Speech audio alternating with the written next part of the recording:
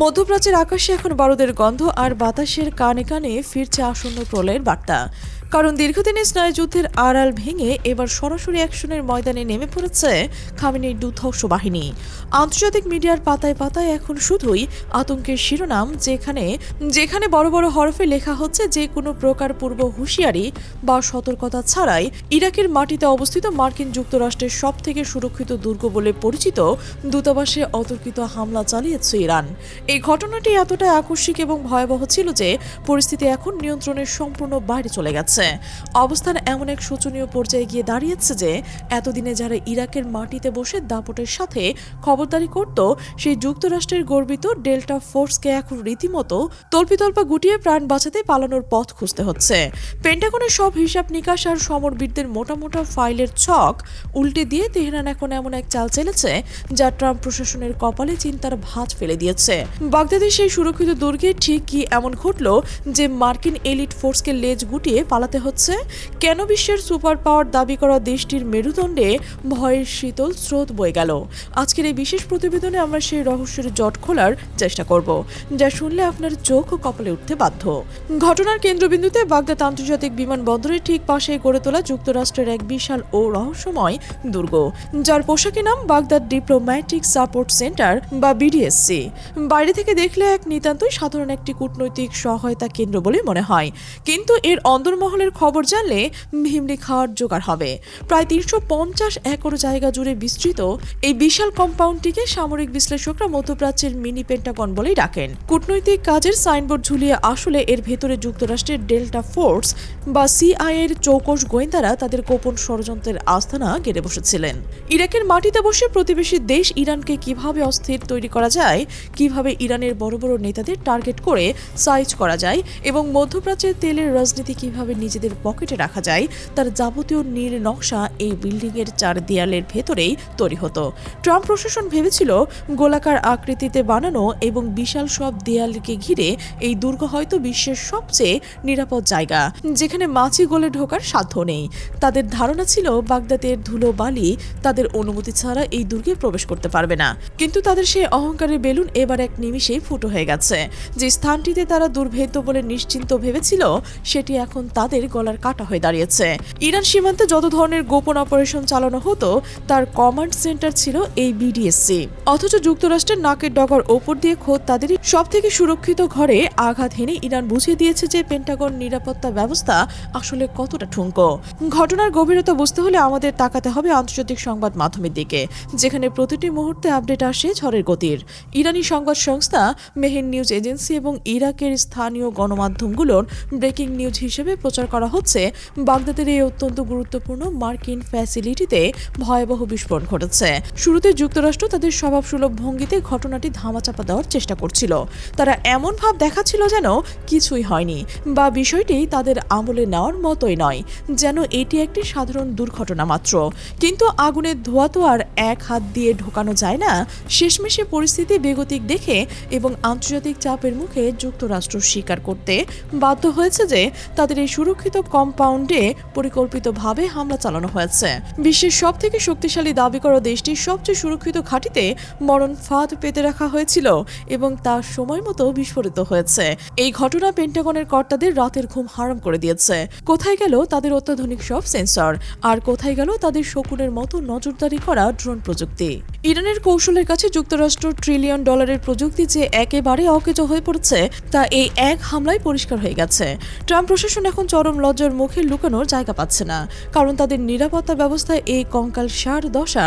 এখন প্রশ্ন হলো এই ঘাঁটিতে কারা ছিল এবং কেন তারা এখন লেজ গুটিয়ে পালাচ্ছে। গোয়েন্দা তথ্য অনুযায়ী যুক্তরাষ্ট্রের কুখ্যাত ডেল্টা ফোর্স একটি বড় ইউনিট এই ভবনের অবস্থান করছিল। তাদের মূল কাজ ছিল ইরানের হাই প্রোফাইল সামরিক ও রাজনৈতিক নেতাদের টার্গেট করা এবং সুযোগ বুঝে তাদের পরপারে পাঠিয়ে দেওয়া। ট্রাম্প প্রশাসন নির্দেশ দিয়েছে ইরানের ভেতরে বড় ধরনের অঘটন ঘটিয়ে তাদের শীর্ষ নেতাদের মাথা নত করানোর জন্যই নতুন ছক কষছে, অর্থাৎ শিকারী প্রস্তুত হচ্ছিল শিকার করার জন্য। কিন্তু বিধিবাম শিকারী নিজে এখন শিকারে পরিণত হওয়ার ভয়ে তটস্থ। ইরান তাদের নিজস্ব সোর্স বা প্রক্সি বাহিনীর মাধ্যমে ডেল্টা ফোর্সের এই গোপন অবস্থানের খবর জেনে যায় এবং নিখুঁতভাবে সেখানে আঘাত হানে। হামলার তীব্রতা এবং গোয়েন্দা ব্যর্থতা দেখে ডেল্টা ফোর্সের কমান্ডাররা বুঝতে পেরেছেন যে বাগদাদের মাটিতে আর তাদের জন্য নিরাপদ নয়। যে কোনো মুহূর্তে আরো বড় ধরনের হামলা তাদের অস্তিত্বের সংকট তৈরি করতে পারে। তাই যে বাহিনী এতদিন দাপটের সাথে অন্যদের সাইজ করার পরিকল্পনা করত, তারা এখন নিজেদের প্রাণ বাঁচাতে তল্পিতল্পা গুছিয়ে পালানোর চেষ্টা করছে। ইরান বুঝিয়ে দিয়েছে যে যুক্তরাষ্ট্র কোনো গোপন চাল আর গোপন থাকবে না, বরং তাদের ত্রুটি চেপে ধরার জন্য তেহরান সবসময় প্রস্তুত। এদিকে ওমানে যুক্তরাষ্ট্র এবং ইরানের মধ্যে যে কথিত শান্তি আলোচনার খবর শোনা যাচ্ছিল, তা যে শুধুই আইওয়াস ছিল তা এখন দিনের আলোর মতোই পরিষ্কার। আন্তর্জাতিক বিশ্লেষকরা বলছেন ওমানের টেবিলে বসে দুই পক্ষ হাসাহাসি করলেও টেবিলের নিচে আসলে একে অপরের দিকে পিস্তল তাক করে বসেছিলেন। যুক্তরাষ্ট্র আলোচনার নাম করে মূলত সময় নষ্ট করার নাটক করছিল। ট্রাম্প চাইছিলেন আলোচনার ভান করে ইরানকে শান্ত রাখতে এবং সেই সুযোগে তলে তলে হামলার প্রস্তুতি নিতে। কিন্তু ইরান যে কাঁচা খেলোয়াড় নয় তা এখন প্রমাণ হয়ে গেছে। তেহরান যুক্তরাষ্ট্রের এই গলাবাজি বিশ্বাস করেনি, বরং তারা পাল্টা আঘাতের জন্য নিজেরাই প্রস্তুত রেখেছেন। এই হামলার মাধ্যমে ইরান বুঝিয়ে দিল যে যুক্তরাষ্ট্রের কোনো সময় কোনো কৌশল আর খাটবে না। যুক্তরাষ্ট্র যদি মনে করে তারা মিষ্টি কথায় ভুলিয়ে ইরানকে নিরস্ত্র করবে এবং পেছন দিয়ে ছুরি মারবে, তবে তারা বোকার স্বর্গে বাস করছে। ওমানের বৈঠক যে কেবল লোক দেখানো এবং এর মূল খেলা যে আসলে যুদ্ধের ময়দানে হবে, তা এই ঘটনার পর আবারও প্রমাণ রয়েছে। সবথেকে আতঙ্কের বিষয় হলো ইরানের নতুন যুদ্ধনীতি, যা মধ্যপ্রাচ্যের যুক্তরাষ্ট্রের মিত্র দেশগুলোর কলিজা শুকিয়ে কাঠ করে দিয়েছে। ইরানের পররাষ্ট্রমন্ত্রী আব্বাস আরাকচি রাগঢাক না রেখেই এক চরম হুঁশিয়ারি উচ্চারণ করেছেন। তিনি স্পষ্ট ভাষায় জানিয়ে দিয়েছেন যে এতদিন হয়তো ইরান কিছুটা ছাড় দিয়েছে, কিন্তু এখন থেকে পলিসি হবে জিরো টলারেন্স। যদি ইরান বা ইরানের কোনো স্বার্থে আঘাত লাগে, তবে মধ্যপ্রাচ্যে যুক্তরাষ্ট্রের একটি ঘাঁটিও আর আস্ত রাখা হবে না। আগে ইরান বলতো যে দেশ যুক্তরাষ্ট্রকে তাদের মাটি ব্যবহার করে ইরান হামলা করতে হবে, শুধু সেই দেশটাকেই টার্গেট করা হবে। কিন্তু এখন সেই সমীকরণ বদলে গেছে। ইরানের নতুন বার্তা হলো, যার মাটিতেই মার্কিন ঘাঁটি রয়েছে তাকে শত্রু দোসর হিসেবে গণ্য করা হবে এবং সেখানে হামলা চালানো হবে। সেই দেশটি যুক্তরাষ্ট্রকে অনুমতি দিল কি না দিল তা দেখার সময় ইরানের হাতে নেই। এই ঘোষণার পর সৌদি আরব, কুয়েত, কাতার, সংযুক্ত আরব আমিরাত এবং জর্ডানের রাজপ্রাসাদগুলোতে এখন শোকের ছায়া নেমে এসেছে, কারণ এই দেশগুলোতে যুক্তরাষ্ট্রের প্রধান ঘাঁটিগুলো ধারণা করা হয়।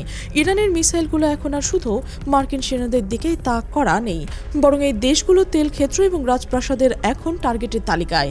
মধ্যপ্রাচ্যের রাজারা এতদিন যুক্তরাষ্ট্রের ছাতার নিচে বসে নিরাপদ থাকার স্বপ্ন দেখছিলেন।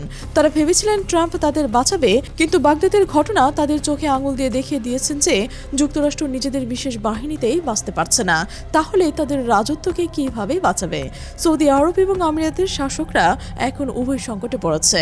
একদিকে যুক্তরাষ্ট্রকে ঘাঁটি ব্যবহার করতে না দিলে ট্রাম্প রেগে যাবেন, অন্যদিকে ঘাঁটি রাখতে দিলে ইরানের মিসাইল এসে তাদের সবকিছুই অকেজ করে দেবে। এই দোটানাতে পড়ে আরব দেশগুলোর শাসক এখন ভিমরি খাওয়ার দশা হয়েছে। তারা বুঝতে পারছে যে যুক্তরাষ্ট্রের বন্ধুত্ব এখন তাদের জন্য গলার ফাঁস হয়ে দাঁড়িয়েছে। অন্যদিকে তুরস্কের এরদোয়ান সরকারও ইরানের এই হুঁশিয়ারির বাইরে নয়। তুরস্কের ইনসিরলিক এয়ারবেস দীর্ঘদিন ধরে যুক্তরাষ্ট্রের এবং ন্যাটো বাহিনীর একটা বড় ঘাঁটি হিসেবে ব্যবহার করছে। ইরান সরাসরি জানিয়ে দিয়েছে যে তুরস্ক যদি তাদের মাটি ব্যবহার করে যুক্তরাষ্ট্রকে কোনো ধরনের হামলা বা গোয়েন্দা সহায়তা দেয়, তবে সেই ঘাঁটিকেও মাটির সাথে মিশে দেওয়া হবে। তুরস্ক ন্যাটোর মেম্বার হলেও ইরানের এই হুমকিকে তারা তোয়াক্কা না করে থাকতে পারছে না, কারণ ঘরের কাছে এমন এক শক্তিশালী প্রতিবেশীর সাথে যুদ্ধ বাঁধলেই তুরস্কের অর্থনীতি এবং নিরাপত্তা বড় ধরনের হুমকির মুখে পড়বে। বাগদাদের গোপন ঘাঁটিগুলোতে হামলা এবং ডেল্টা ফোর্সের পলায়ন প্রমাণ করে যে মধ্যপ্রাচ্যে যুক্তরাষ্ট্রের একাধিপত্যের দিন শেষ হয়ে আসছে। ইরানে এই আগ্রাসী মনোভাব এবং চোখের দিকে তাকিয়ে চোখ রেখে কথা বলার সাহস পেন্টাগনকে কোণঠাসা করে ফেলেছে। এখন দেখার বিষয়, ডোনাল্ড ট্রাম্প কি সাহসের পরিচয় দিয়ে পাল্টা কোনো পদক্ষেপ নেবেন, নাকি পরিস্থিতি নিয়ন্ত্রণের বাইরে চলে যাচ্ছে দেখে মধ্যপ্রাচ্য থেকে লেজ গুটিয়ে পালাবেন। তবে একটা কথা নিশ্চিত যে আগামী দিনগুলোতে মধ্যপ্রাচ্যের আকাশ আরও উত্তপ্ত হয়ে যাচ্ছে এবং যুক্তরাষ্ট্রের জন্য অপেক্ষা করছে আরও বড় কোনো বিপর্যয়। বিশ্ব রাজনীতির এই দাবা খেলায় আপাতত চালকের আসনে বসছেন তেহরান, আর ওয়াশিংটন খুঁজছে সম্মান বাঁচানোর পথ। ইতিহাসের এই সন্ধিক্ষণে বসিয়ে বিশ্ববাসী এখন রুদ্ধশ্বাসে তাকিয়ে রয়েছে পরবর্তী ঘাটটি কোথায় এবং কখন হানা দেবে।